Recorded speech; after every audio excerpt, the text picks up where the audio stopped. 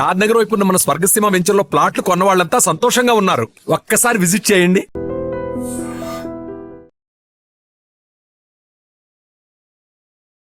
ఒక అన్న చెల్లి ఆ అక్క తమ్ముడు ఇలాంటి రిలేషన్కి మనం ఎలాంటి పేరు పెట్టలేం. అంత అద్భుతమైన అంత ప్రేమ కలిగిన ఒక రిలేషన్షిప్ ఏదైనా ఉందంటే నా దృష్టిలో అన్న చెల్లి.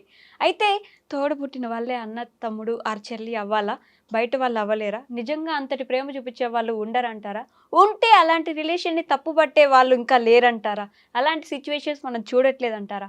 ఈ విషయం గురించి మాట్లాడడానికి రాఖీ పౌర్ణమి సందర్భంగా రిలేషన్షిప్ ల్యాబ్ ప్రోగ్రాంలో రిలేషన్షిప్ ఎక్స్పర్ట్ ఉషశ్రీ గారు మేడంతో మాట్లాడదాం. హలో మ్యామ్, నమస్తే. నమస్తే వైషు. బాగున్నారా? బాగున్నాను. సో అన్న తమ్ముడు అక్క చెల్లి తమ్ముడు అక్క అరేవర్ ఈజ్ అన్న చెల్లి అని ఒక రిలేషన్షిప్ తీసుకుంటే తోడబుట్టిన వాళ్ళే కొంతమందిని కాదనుకొని కాళ్ళదన్నేసుకొని నా చెల్లి కాదు అని వదిలేసిన వాళ్ళు ఉంటే బయట ఎవరో చేరదీసి మనల్ని దగ్గర చేసుకుని చెల్లిలాగా ప్రేమ చూపించి చూసేవాళ్ళు చాలామంది ఉంటారు. ఈ రిలేషన్షిప్ని ఎలా చూడాలి? ఆ రిలేషన్షిప్ని కూడా తప్పుపట్టే బయట వాళ్ళు బోల్డ్ మంది ఉంటారు కదా. సో దీని గురించి మాట్లాడదాం ఈరోజు. సో వైషు, ఇప్పుడు అన్న చెల్లెళ్ళ సంబంధం రక్త సంబంధాన్నే ఇంకా మన సొసైటీ యాక్సెప్ట్ చేస్తుంది. వాళ్ళు భర్త శత్రువులే కొట్టేసుకొని చచ్చిన అన్నంటే ఎప్పుడైనా సరే చెల్లి బాగా కోరతాడనో లేకపోతే ఇలా కాన్సెప్ట్లు ఉన్నాయి. ఈ రాఖీ సందర్భంగా అని అడిగావు కాబట్టి చొప్పున అయితే అసలు ఎట్లా స్టార్ట్ అయింది ఇవన్నీ నేను చెప్పను. Okay, we will talk on the context of the relationship, quality of relationship. So మనం స్పెసిఫిక్గా చూసుకుంటే బీయింగ్ ఏ యాదవ్, కృష్ణుడు అండ్ ద్రౌపది యొక్క సంబంధం అన్నా అనగానే మనం కామెడీ చేసినట్టు బావా ఎప్పుడు వచ్చేటివి నీవు అన్నట్టు చెల్లి బాగు కోరతాడు అన్న ఎట్లాంటి సందర్భంలో అయినా సరే బాగు కోరటం అంటే డజంట్ మీన్ అమ్మాయి వెళ్ళి అన్నా నాకు ఈ ప్రాబ్లం ఉంది అని అర్థించినప్పుడు కాదు. తన చెల్లి కంట తడి, తన చెల్లి మనసులో చిన్న బాధ, తన చెల్లి నోట్లోంచి ఒక మాట బయటకు రాకుండా తన కోరికని తీర్చేవాడే అన్న. ఇది మనకి మహాభారతం మొత్తంలోనూ కనిపిస్తుంది. అవును. సో మనం డీటెయిల్స్కి వెళ్ళి ఆ స్టోరీలు పురాణ గాథలు నేను చెప్పను, కానీ ఇదే రియాలిటీలోకి మనం ఆపాదించుకుంటే ఇక్కడ మనం తెలుసుకోవాల్సింది నీ గూఢ అర్థాలు అంటాను నేను. ఇప్పుడు మనం ద్రౌపదికి 5 భర్తలు, నేను ఈ భర్తకే సపోర్ట్ చేస్తాను వీళ్ళకి చేయను అలా అలా కాకుండా, అంటే చెల్లి ఎలాంటి చాయిస్ తీసుకున్నా చెల్లికి సపోర్ట్ చేసే అన్నదమ్ములు ఉన్నారు. అవును. నా చెల్లి డెసిషన్ తీసుకుందంటే that is it. I will support her irrespective of what. కష్టం రాని సుఖం రాని తండ్రి తర్వాత తండ్రి కన్నా ఒక బలం అన్న తమ్ములు ఆడపిల్లకి. నా లైఫ్లో నేను ఎప్పుడు బాధపడతాను, నాకు అలాంటి వాళ్ళు లేరు, ఒక్కదాన్నే కన్నారు నాన్నగారు అని. బట్ డెఫినెట్గా మా కాలేజ్లో రామకృష్ణ అన్నయ్య అని ఉన్నాడు. నాకు మంచి ర్యాంక్ వచ్చింది ఎంసెట్లో. నేను ఎంసీఏ తీసుకోకుండా బీసీఏ తర్వాత ఎంఎస్సీ తీసుకున్నా. తొందరగా అయిపోద్ది, 2 yearsలో తొందరగా జాబ్ కొట్టచ్చని. నేను మా క్లాస్ రూమ్ లీడర్ జూనియర్స్కి, అన్నయ్య seniors class room leader. So class room leader ఫస్ట్లో వాళ్ళని అందరు ర్యాగింగ్ చేస్తున్నారు. అన్నయ్య నన్ను అబ్జర్వ్ చేస్తున్నారు. నేను అప్పట్లోనే ఫ్యాషన్ ఇట్లాగా హోల్స్ డ్రెస్లు మ్యాచ్ టూ మచ్ ఆఫ్ పాప్అవుట్ లా ఉండేదాన్ని. సో ఫస్ట్ డే చూసారు, సెకండ్ డే కూడా చూసారు, థర్డ్ డే కూడా సీనియర్స్ అందరు ర్యాగింగ్ చేస్తున్నారు. థర్డ్ డే పిలిచి, అమ్మ నువ్వు కొంచెం ఇట్లా టూ మచ్ ఫ్యాషన్, ఇది విజయవాడకి చాలా అప్స్కేల్డ్, అంత మ్యాచింగ్స్ ఇవన్నీ, పర్సు గాజులు చెప్పులు ఇయర్ రింగ్స్ బొట్టు బిళ్ళ తలకు పెట్టుకునే కూడా మ్యాచింగ్ ఉండే నాకు.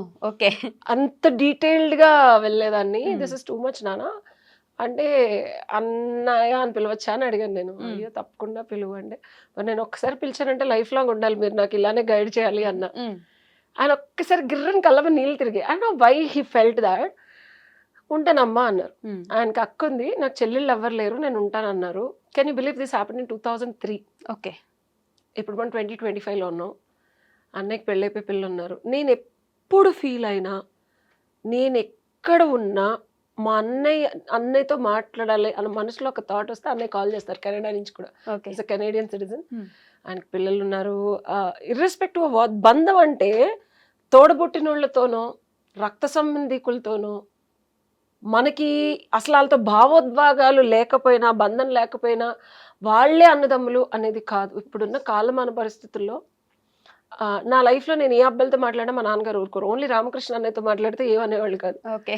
సో దేవర్ డేస్ అంటే ఆయన నాకు ఎంత గైడ్ చేశారంటే, నా first love or what ever that I was going through shit మా అమ్మగారు వెళ్ళి అన్నయ్యతో చెప్తే అన్నయ్య నాకు చెప్పేవాడు, ఇది కరెక్ట్ కాదు నాన్న, ఓకే. ఇలా ఉండకూడదు, ఇట్లాగా పారిపోదాం అని కూడా ఒకసారి ఒక ఆలోచన వచ్చింది. మా అమ్మగారు అది గమనించి అన్నయ్యతో చెప్పగానే అన్నయ్య యూస్ టు కౌన్సిల్ మీద డేస్ లైక్ గంటలు గంటలు గంటలు గంటలు సొంత అన్నదమ్ములు కూడా చెప్పరు. సో ఫ్రెండ్స్ అన్నదమ్ములుగా మారే ఒరబడి నుంచి అన్న వాళ్ళని కూడా బాయ్ ఫ్రెండ్ చేసుకొని ఫిజికల్ గా ఉండే ఇది మీరు ఈ ట్రెండ్ ఇప్పుడు చూడట్లా. నేను ఇది నా చిన్నప్పుడు చూసా. ఓకే. నేను ఎవరినైతే ఫస్ట్ లవ్ చేసి ఇష్టపడ్డానో లెటర్స్ ఒక అమ్మాయికి పోస్ట్ చేసేవాడు అన్నయ్య అనేది. ఆ అమ్మాయికి బాయ్ ఫ్రెండ్ ఉండేది. నేను ఫిజికల్ గా తనకి ఇంటిమేట్ గా ఉండేదాన్ని కాదు, బికాస్ పెళ్ళైన తర్వాతే చేయాలి, అట్లా ఉండకూడదు అని చెప్పి మా ఫస్ట్ ఎవర్ లవ్ తో. ఓకే. ఈ అమ్మాయి ఆ లవ్ లెటర్లన్నీ చదివి అన్నయ్య అనేది ఆఖరికి హైదరాబాద్ వెళ్ళి she had been physical with him. Can you believe in this happened in 2004? What the hell. ఎంత పవిత్రంగా నేను అన్నయ్య అనే ఒక బంధాన్ని నేను మాట్లాడి అనుభవించింది. అది అన్నయ్య అన్నది అది అసలు అలా చేస్తుందని నేను అనుకుంటా. I can't even imagine somebody అన్నయ్య అని పిలిచిన తర్వాత అసలు అట్లా ఎట్లాగా చేస్తారో నాకు తెలియదు. పిలిపించుకున్నోడు కూడా ఎట్లా చేశాడో తెలియదు. అందుకే నేను అసలు వదిలేసాను. అంటే తను చాలా లవ్ చూపించాడు నాకు. అయినా సరే అంత నీచంగా అన్నయ్య అని పిలిచిన అమ్మాయితో నువ్వు అంత ఇంటిమేట్ గా ఉన్నావంటే నీ క్యారెక్టర్ ఏంటి, నీ బుద్ధి ఏంటి? అది డబ్బుల కోసం ఉంది, నేను ఒప్పుకుంటాను. అమెరికాలో అప్పుడే నాకు నా ఫ్రెండ్ వాళ్ళ మామయ్య US లో ఉండి ఇక్కడ 18 ఎకరాల ఫామ్ హౌస్ అన్ని ఉంటే వీళ్ళందరూ అక్కడ ఉండి మంచి పార్టీలు చేసినాడు 2004లో. నువ్వు ఇప్పుడు మాట్లాడుతున్నావు. Okay. This happen 21 years back. Living together అప్పుడున్నారు మా వాళ్ళు. కాబట్టి మనకి రిలేషన్షిప్స్ మీద ఎంత క్లారిటీ ఉందన్నమాట. చిన్నప్పుడే చూసావన్నీ. సో అన్నయ్య అనే బంధానికి నేను 2 వైపులా చెప్తున్నా. 2005లో నాది MSc అయిపోయింది. అన్నయ్య కరూర్ వైశ్య బ్యాంక్ వెళ్ళిపోయాడు. రామకృష్ణ అన్నయ్య అసలు టచ్ లో లేడు. సాఫ్ట్వేర్ జాబ్కి వెళ్ళిపోయాడు. ఎక్కడో ఉన్నాడు. అప్పుడు మెయిల్స్ యాహూ మెయిల్, జీమెయిల్ కూడా ఇంకా రాలా. యాహూ ఉంది, జీమెయిల్ ఇంకా అప్పటికి స్టార్ట్ అవ్వాలి. I still have that Yahoo email ID in 2005 and 4. అప్పుడప్పుడే జీమెయిల్ వస్తుంది అనమాట. So I mailed. Phone number లేదు, ఎవరిని అడిగినా అన్నయ్య నాకు కాంటాక్ట్ లేదు. 5-6 మెయిల్స్లో టచ్లో ఉన్నాను అన్నయ్య అలా ఉంది అని చెప్పి. చాట్ కూడా వచ్చేవాడు కాదు. 2007లో నా మ్యారేజ్ ఫిక్స్ అయింది. అండ్ నాకు మోస్ట్ ఇంపార్టెంట్ పర్సన్స్లో అన్నయ్య ఒకడు.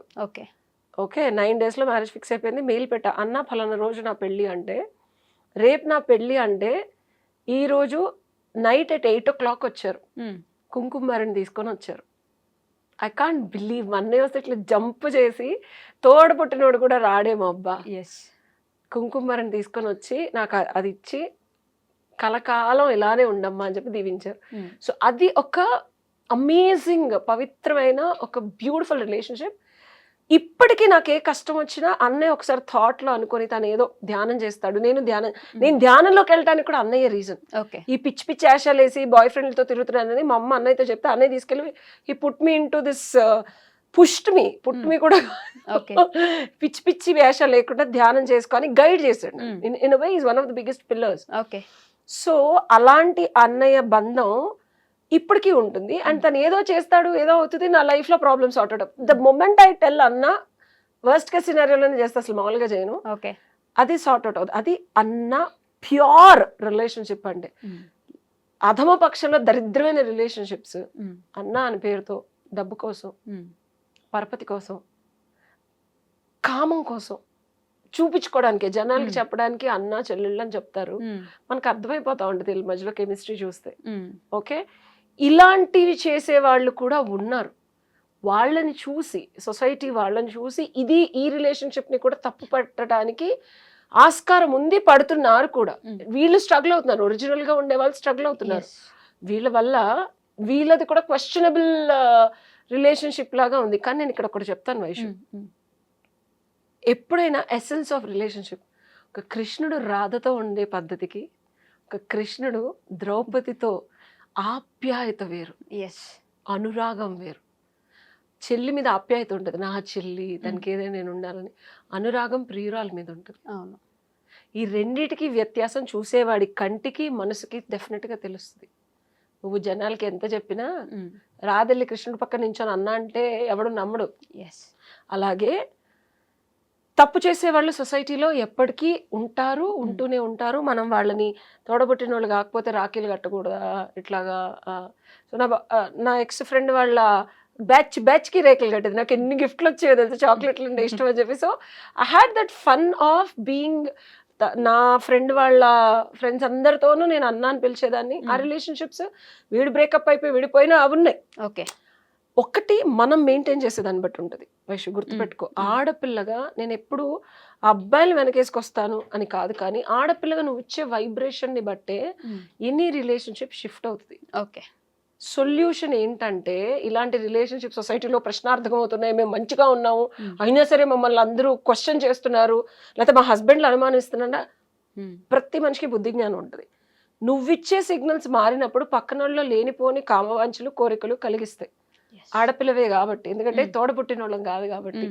సో ఎప్పుడైతే నువ్వు ప్యూర్గా ఉంటావో, నీ వైపు నుంచి క్లారిటీ ఉంటుందో, ఆ బంధాన్ని మరి నేను 25 ఏళ్ళైనా అలాగే ఉంచుకున్నాను. ఏమి 25 ఏళ్ళు, 27 ఏళ్ళైనా అలాగే కంటిన్యూ చేస్తున్నాను కదా. సో ఒక బంధం నీకు క్లారిటీ వచ్చిన తర్వాత దాన్ని అంతటితోనే ముగించి క్లోజ్ చేయాలి. ఎక్కువ మాట్లాడే కొద్దీ, ఎక్కువ షేర్ చేసుకునే కొద్దీ టీనేజ్లో ఏమవుద్దంటే ఎవరి మీదైనా కోరిక కలుగుతుంది.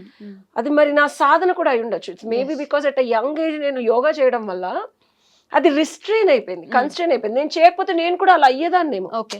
ఆ బుద్ధి జ్ఞానం పరిపక్వత చెంది దాన్ని అలా ఉంచుకోబట్టి అంత ఫ్లరిష్ అయింది. సో మనం ఉండేదాన్ని బట్టి ఒక అన్న భర్తగా మారచ్చు, ఒక అన్న తమ్ముడుగా మారచ్చు, ఒక అన్న అన్నలా ఉండొచ్చు, లేకపోతే ఒక అన్న లవర్గా ఉండొచ్చు. అది ఆడేదాని చేతిలో ఉంటుంది. అండ్ ఆ రిస్ట్రిక్షన్ నీకు నువ్వు పెట్టుకుంటే భూప్రపంచంలో ఎంతో మంది నీకు వెన్నుగా దన్నుగా ఆ శ్రీకృష్ణ పరమాత్ముడిలాగా ఎంతో మంది అందరినీ చేసుకునే అర్హత, స్థితి, శక్తి అమ్మాయికి ఉంది. అన్నలే ఇంపార్టెంట్ లవర్స్ కన్నా. వాడుకొని వెళ్ళిపోతాడు మగాడు. ఎప్పుడైనా గుర్తుపెట్టుకో, జీవితాంతం నీ చేపట్టుకొని ఉంటాడని నువ్వు లవ్ చేసి శరీరం ఇచ్చే ప్రతి మగాడు వాడుకొని వెళ్ళిపోతాడు, తోడబుట్టినోడు కాకపోతే. బట్ ఒక బంధం నిలిచిపోయి నిజంగా అట్లాంటి క్యాండిడేట్లు ఉంటారు. అలాంటి వాళ్ళు ఇంతమంది అన్నలుగా నాకు ఇంకా ఉన్నారు, ఇంకా వెల్ విషర్స్గా ఉన్నారు. నువ్వు సెలెక్ట్ చేసుకునే దాన్ని బట్టి ఉంటుంది. ఫ్రెండ్షిప్ కూడా ఒక దగ్గర కట్టయిపోద్ది పెళ్ళం వస్తే. అన్న అనే బంధం పుడకల వరకు, చనిపోయే వరకు నిజంగా నువ్వు చెల్లి అన్న ఫీలింగ్, అన్న అన్న ఫీలింగ్ వాళ్ళకి నువ్వు కలిగిస్తే నిజంగా వాళ్ళు శ్రేయోభిలాషుల్లో ఉంటారు. సో ఈ రాఖీ సందర్భంగా నేను ఎస్పెషల్లీ ఫ్రెండ్స్ కమ్ బ్రదర్స్లా ఉన్న వాళ్ళకి అండ్ సిస్టర్స్ కమ్ ఫ్రెండ్స్లా ఉన్న వాళ్ళకి చెప్పొచ్చేది ఏంటంటే, జరిగిపోయి వదిలేసి ఒక అద్భుతమైన అన్నా చెల్లెళ్ళ బంధం అనేది మన చేతుల్లో క్రియేట్ చేసుకొని ఒక్కొక్క మెట్టు ఎక్కగలిగితే, తల్లిదండ్రుల తర్వాత తండ్రిలాగా అన్నగా, అమ్మ తర్వాత అక్క చెల్లెల తర్వాత సొంత తోబుట్టుగా ఒకళ్ళకొకళ్ళు నిలుస్తారు. సో అందరికీ happy Rakshabandhan. Yes, happy Rakhi Pournami అందరికీ. అండ్ అందరూ ఇలానే సుఖంగా సంతోషంగా మరిన్ని బంధాలని గట్టిపరుచుకుంటూ, ఎస్పెషల్లీ అన్నా చెల్లెళ్ళు అక్క తమ్ముళ్ళ బంధాలని గట్టిపరుచుకుంటూ ముందుకెళ్తే ఈ విపరీతమైన చావులు, టార్చర్లు ఇవి లేకుండా కొంచెం ప్రొటెక్ట్ చేసుకుంటారు. Yes. Okay ma'am, thank you. Thank you.